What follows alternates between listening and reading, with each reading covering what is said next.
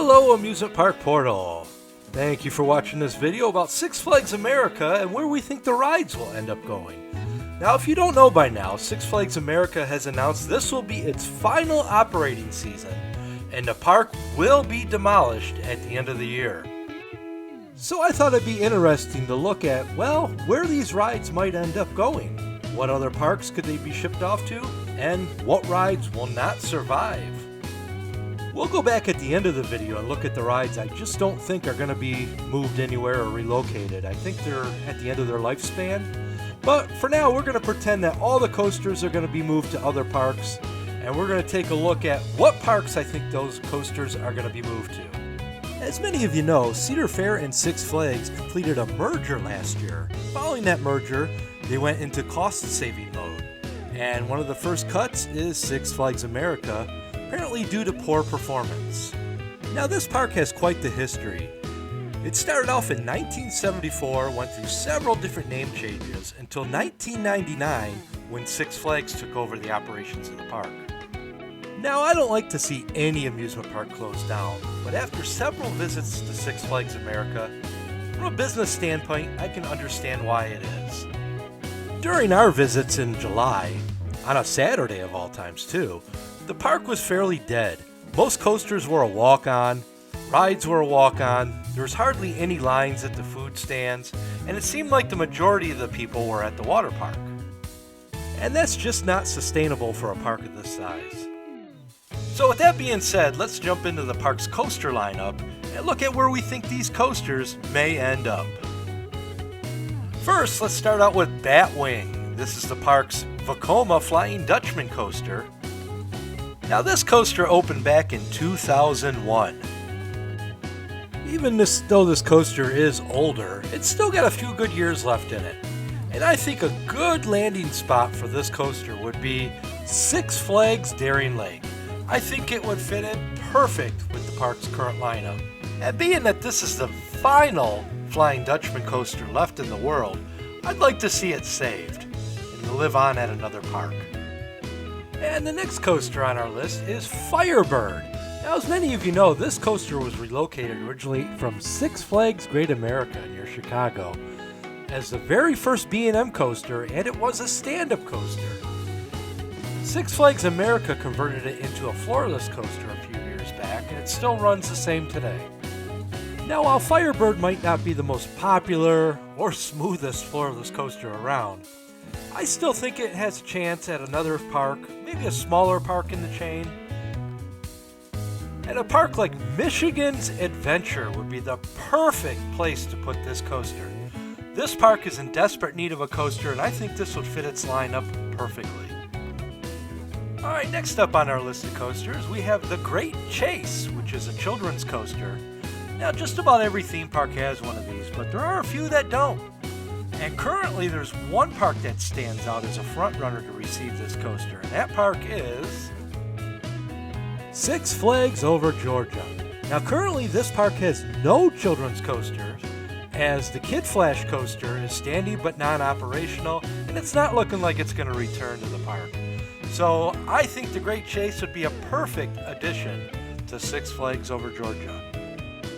Next up, we have the park's premier launch coaster, Joker's Jinx. Now this coaster opened back in 1999 and continues to thrill guests today. It's still quite popular. Now most of the coasters in the park typically don't have a line, but when they do, this is one of them. Now this coaster would fit in at a lot of parks. However, in my opinion, I think the best fit for this coaster would be Carowin. Now I know what you might be saying, Carowinds already has a launch coaster in Copperhead Strike. However, that's more of a family coaster, and I think Joker's Jinx would fill the slot of being a more thrilling coaster for the park. That's why I think it would fit in really good in that park's lineup. Alright, our next coaster is Professor Screamore's Skywinder. This is a classic Vekoma SLC coaster that can be found at a lot of parks throughout the world. Now, it's no surprise that SLC coasters are not the most popular coasters in the world. They don't give the smoothest ride. However, recently, Vekoma has come out with some new trains that have greatly improved the ride experience. And And I think because of that, this coaster could be relocated to this park here, Valley Fair. They are in desperate need of not only an inverted coaster, but another coaster besides Corkscrew that actually goes upside down. And that's why I picked Valley Fair as the best landing spot for this SLC coaster. Next up we have Ragin' Cajun, which is the park's spinning mouse coaster. Now this is another transport from Six Flags Great America, but it's still a fun ride and it's still got some life left in it. Now the only problem with this type of coaster is its capacity, so it's going to have to go to a park where it's not going to see the huge crowds like a typical Six Flags park. And I think Frontier City would be the perfect landing spot for this spinning mouse coaster. Next up we have one of the park's wooden coasters, Roar. Now this GCI wooden coaster opened back up in 1998 and still operates today. Now this is another coaster that's not known for its smoothness. It's actually pretty rough, but one can't deny that the layout of this wooden coaster is unique and very interesting. There's been rumors for several years about this coaster receiving the RMC treatment, but alas, it's never happened and it never will.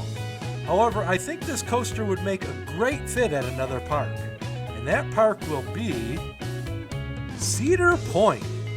Now again, it's no surprise Cedar Point needs a new wooden coaster. The only wooden coaster traditional wooden coaster that they currently have is the Blue Streak. And with the removal of Snake River Falls and Frontier Fling and the Forbidden Frontier on the island, this would be a perfect addition to Cedar Point to fill in the gap in their coaster lineup. Alright, the next coaster up is Superman Ride of Steel, which is the park's tallest, fastest, and longest coaster, and personally my favorite coaster at the park. Now I would really hate to see this one go. I could see this ending up at a couple different parks. This is just a great ride.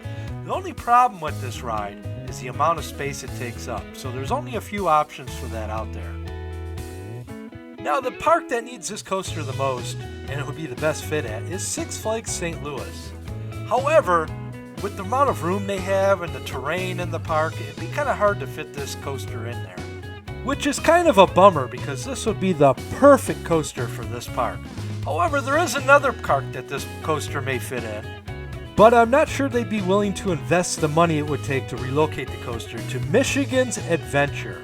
They've got plenty of land there and it would fit in great. Now our final coaster in the park is the classic PTC coaster, Wild One. That's been around for quite a while. Matter of fact, I think it was relocated here from another park. Can't quite remember. If you know, put it down in the comments down below. But I'd really hate to see this one go. The problem is, it's very hard to relocate a wooden coaster. And very cost prohibitive as well. However, there is a park in the chain that a lot of you probably aren't even thinking of that this would be a good fit at. And I think that park would be Six Flags Discovery Kingdom. Now they are lacking a traditional wooden coaster in their lineup. They did have a wooden coaster, but it was RMC'd a few years back. It's a great ride, but however, this park not only needs a new coaster in its lineup, but a wooden coaster would fill a gap in the coaster lineup there as well.